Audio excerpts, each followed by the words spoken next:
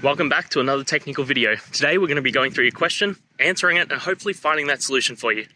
Guys, remember to stay just a little bit crazy like me, and hopefully you get to that resolution. Now, let's continue on to the video.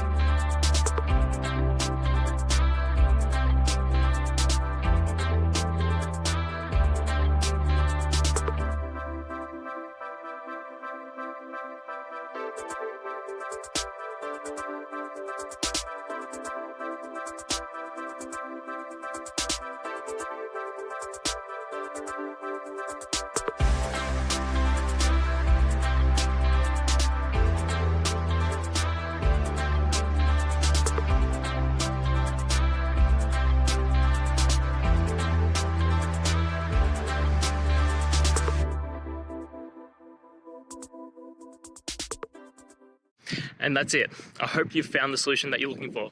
If you did, please hit subscribe. I'd really appreciate it. And until the next time that you need technical help, I hope you have a good one. Cheers.